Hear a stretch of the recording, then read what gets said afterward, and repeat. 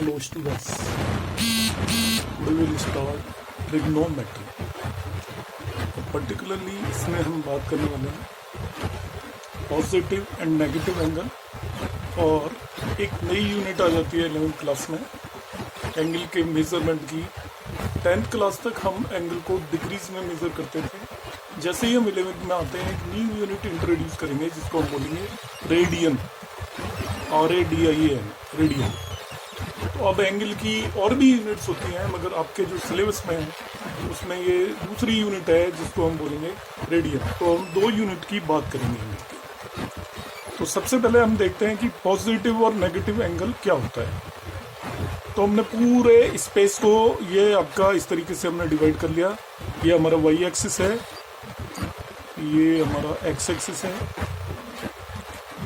X और Y axis, और यहाँ मैंने इसके अराउंड एक सर्कल ड्रॉ कर दिया है। This is circle. इस जो ये OX लाइन मैंने ड्रॉ की है इसको हम बोलते हैं रेफरेंस लाइन।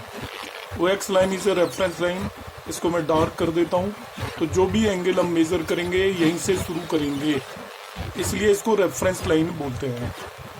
अब यहाँ से शुरू करेंगे तो 2 तरीके से हम एंगल को मेजर कर सकते हैं। एक देखिए लाइन मैंने ड्रॉ की हुई है यहाँ पर OA। तो अब इस रेफरेंस लाइन से मैं एक ही तरफ जा सकता हूं इस तरीके से। ये जो मेरा मूवमेंट है जब मैं OX से एक ही तरफ जा रहा हूं, तो आप देखिए ये आपका मूवमेंट एंटी क्लॉकवाइज है। Which kind of movement is this? Anti clockwise.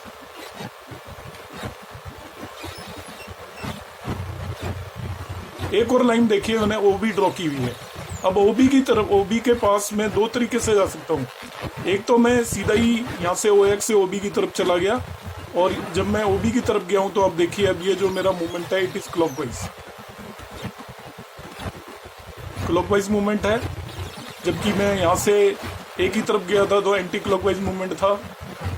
अब क्या मैं OB की तरफ किसी और तरीके से भी आ सकता हूँ क्या? Yes, I can move. मैं यहाँ से ऐसे स्टार्ट होऊंगा और ये पूरा राउंड कंप्लीट करके भी OB की तरफ आ सकता हूँ। तो हमने देखा कि मैं OB की तरफ I am moving in 2 ways. या तो मैं सीधा ही आ गया, अब सीधा आ रहा हूं तो दिस मोमेंट इज क्लॉकवाइज।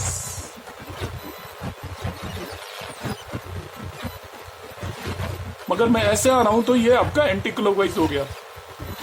अब यहां से यहां तक का मैं एंगल मेजर करूंगा तो वो कुछ बहुत बड़ा एंगल होगा और ये छोटा सा एंगल होगा।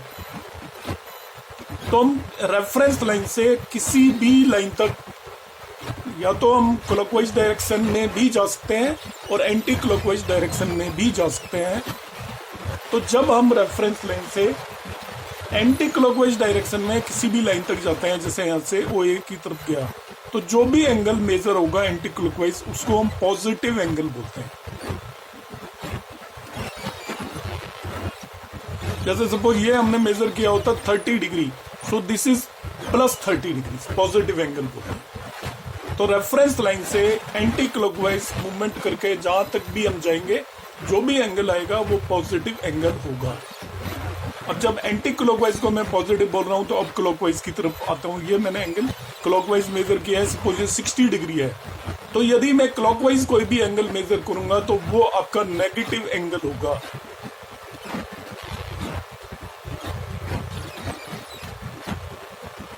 तो जब भी हम किसी भी एक लाइन से, मैं से एक इंडिपेंडेंट लाइन ले लेता हूँ, ये रेफरेंस लाइन ली और ये मैंने एक इंडिपेंडेंट लाइन यहाँ पर ले ली है। अब यहाँ तक मैं 2 तरीके से आ सकता हूँ। या तो मैं इस रेफरेंस लाइन से इस तरीके से पूरा सर्कल ये कंप्लीट करके यहाँ पे आता हूँ, और या फिर मैं डायरेक्टली आता हूँ। तो डायरेक्टली आता हूँ तो सपोज ये एंगल मेरा 60 डिग्री है, तो इधर से आऊँगा तो ये एंगल नेचुरली 320 डिग्री होगा, क्योंकि पूरे सर्किल के सेंटर पे 360 डिग्री एंगल बनता है। तो इस एंगल को 60 डिग्री लिखूंगा तो मैं -60 डिग्री लिखना पड़ेगा, because this measurement is clockwise. और यहां से यहां तक मैं 320 डिग्री मेजर किया है, तो इसको मैं +320 डिग्री लिखूंगा।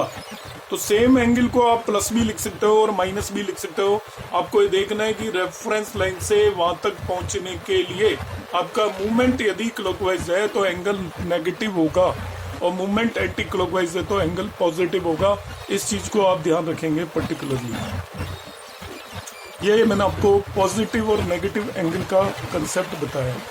अब दूसरी बात आती है, एक नई यूनिट आ गई, तो नई यूनिट का क्या तो कंसेप्ट है और हम एक दूसरे में उन्हें कैसे कन्वर्ट करेंगे, हमें कैसे पता चलेगा, क्योंकि हमारे दिमाग में तो एंगल डिग्रीज में है। अभी तक 10th क्लास तक रेडियन तो होता ही नहीं था, तो हम तो डिग्रीज में तो समझ में आता है। 90 डिग्री बोलेंगे तो हमें समझ में आता है क्या होता है, 30 डिग्री बोलेंगे तो वी कैन अंडरस्टैंड, मगर रेडियन में अभी मालूम नहीं है।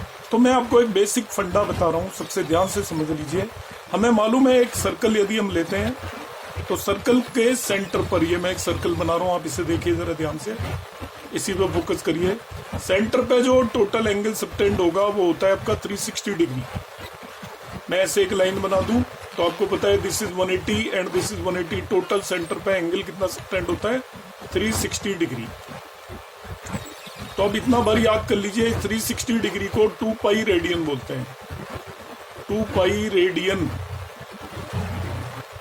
हालांकि रेडियन की डेफिनेशन फिजिक्स में आती है, वो मैं बताने वाला हूं अभी, पर 360 डिग्री जो एंगल सबटेंड होता है उसी को हम 2 पाई रेडियन भी बोल देते हैं, या 180 degree equal to pi radian हो जाएगा इससे। ये डिग्रीज में है और ये रेडियंस में है, और इसी एक इक्वेशन को यूज करके हम एक दूसरे में कन्वर्ट करना शुरू कर देंगे।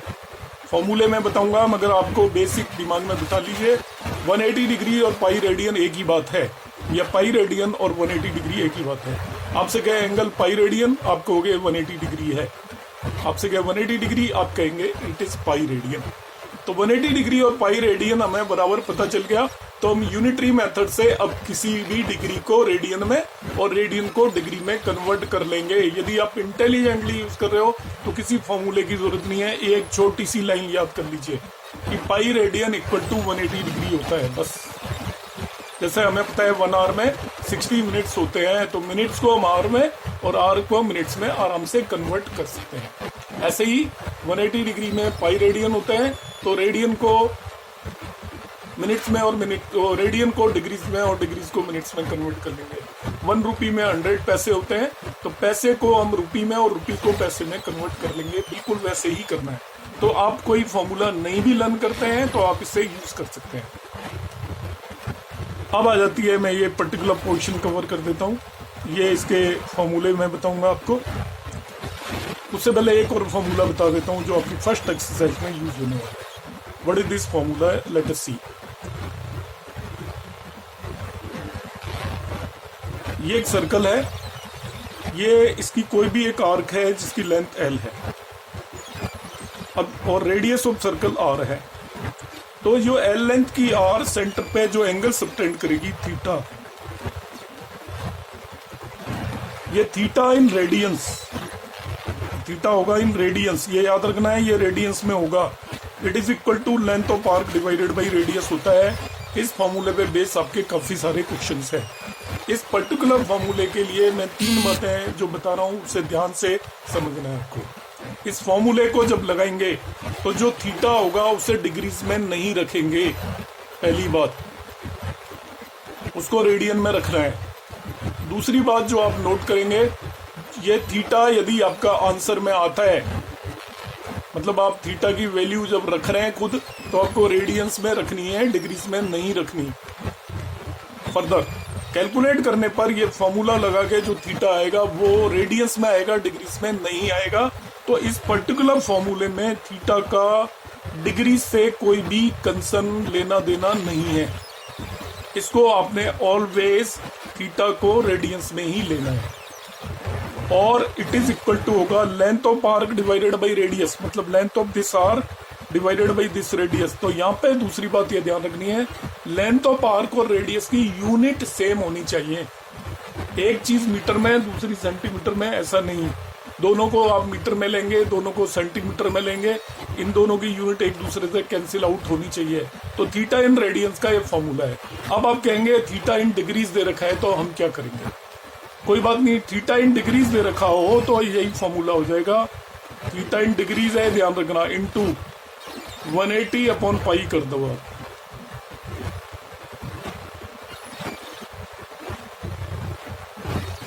ओ सॉरी, थीटा इन डिग्रीज दे रखा है, तो अब हम इसको करेंगे theta into pi upon 180 equal to L by R, ये भी फॉर्मूला है आपका, just note it down. Theta in radian equal to L by R, if theta in degrees then it is theta in degree into pi upon 180 equal to L by R। एक अलग से आप copy बना लें, मैं जो फॉर्मूले बता रहा हूँ उससे नोट करना है, ये आपको फॉर्मूला कहीं नहीं मिलेगा। तो थीटा इन डिग्री आपको दे रखा तो theta into pi upon 180 equal to L by R formula हो जाएगा। अब नेक्स्ट टॉपिक पे बात करता हूँ रेडियंस को डिग्रीज में, और डिग्रीज को रेडियंस में कैसे कन्वर्ट करेंगे।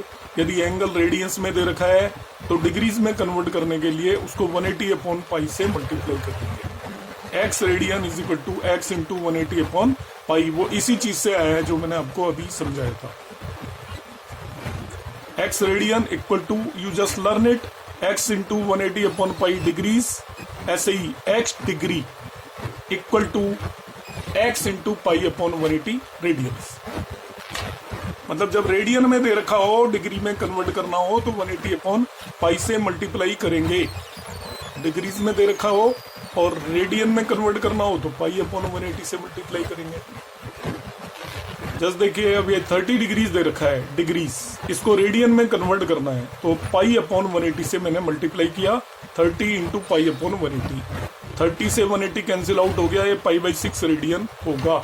तो आप जनरली ध्यान रखिएगा कि रेडियंस में जब भी कोई एंगल गिवन होगा उसमें पाई आएगा जनरली, और डिग्रीज में पाई नहीं आता है, आपको मालूम ही है। 30 डिग्री लिखते हैं, 60 डिग्री लिखते हैं, 90 डिग्री लिखते हैं।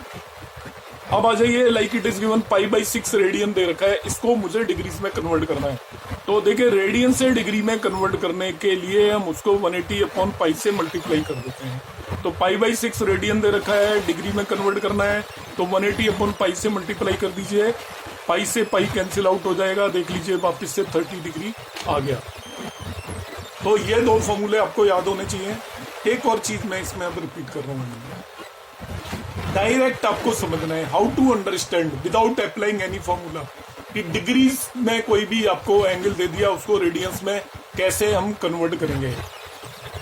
तो स्टूडेंट्स केयरफुली सुनिए, 30 डिग्री जैसे दे रखा है आपको, तो आप उसे 180 से डिवाइड कर दीजिए, मैन्युअली माइंड से कैलकुलेट कर लीजिए कि 30 अपॉन 180 कितना आएगा, 1/6।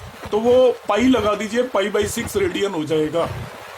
60 डिग्री को आपने माइंडली कैलकुलेट करना है कि यार कितना रेडियन होता है, तो 60 को आप 180 से डिवाइड करिए, 1/3 बचेगा, पाई लगा दीजिए, आप कहेंगे पाई बाई 3 रेडियन होगा। 90 डिग्री को कन्वर्ट करना है तो 90 को 180 से डिवाइड किया तो हाफ आया, तो आप कहेंगे पाई बाई 2 रेडियन हो जाएगा।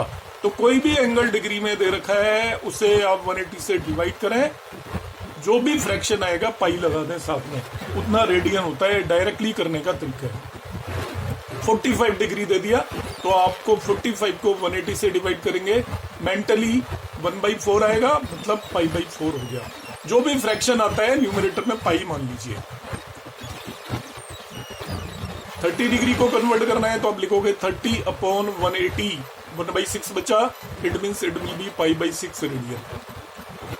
अब मैं बताऊंगा अपोजिट, रेडियन में दे रखा है, आपको समझ में आना है। अब एंगल रेडियन में मिलेगा आपको 11th में, और आपको रेडियन एकदम से क्लिक नहीं करेगा, आपको डिग्री क्लिक करता है। तो रेडियन से डिग्री में कन्वर्ट करने का देखिए बिल्कुल सिंपल तरीका। पाई बाई 6 दिया है बाई द वे, पाई की जगह 180 रख के माइंड में कैलकुलेट कर लीजिए बस। पाई की जगह 180 रखूंगा तो पाई बाई 6 हो जाएगा 180 अपॉन 6, 30 डिग्री। देखिए सपोज पाई बाई 3 दिया हुआ है तो पाई की जगह 180 रख के सोचिए, 180 अपॉन 3 60 डिग्री हो गया। पाई बाई 2 दिया हुआ है तो पाई की जगह 180 रख के सोचिए। In this way you can convert radians into degrees and degrees into radian. I hope आपको जो भी कंसेप्ट मैंने बताया है वो समझ में आया होगा। एक और चीज बता देता हूँ लास्ट में, एक व्हील जब रिवॉल्व करता है, घूमता है, पूरा एक राउंड लगाता है, तो आप अभी तक उसको समझते हैं, अंडरस्टैंड करते हैं कि 360 डिग्री से रिवॉल्व करता है। अब 11th क्लास में उसी को आप 2 पाई रेडियन भी कंसीडर करेंगे। तो डायरेक्टली लर्न कर लीजिए, ऑल्दो अब आपको कन्वर्ट करना भी आ गया है। 360 degree is equal to 2 pi radian. एक व्हील एक राउंड लगाएगा तो 2 पाई रेडियन से रिवॉल्व करेगा, 2 राउंड लगाएगा तो 4 पाई से करेगा, 3 राउंड लगाएगा तो 6 पाई से करेगा, and so on. You can understand this. तो आई होप आपको कंसेप्ट समझ में आया होगा। नेक्स्ट क्लास में हम इसकी एक्सरसाइज करेंगे। एक्सरसाइज में आपका पीडीएफ को एक्सप्लेन करूंगा। तो आपको यदि आज कुछ भी समझ में नहीं आया हो तो आप एक कमेंट बॉक्स में मैसेज भेजिएगा। I will try to explain it again. Thank you for watching.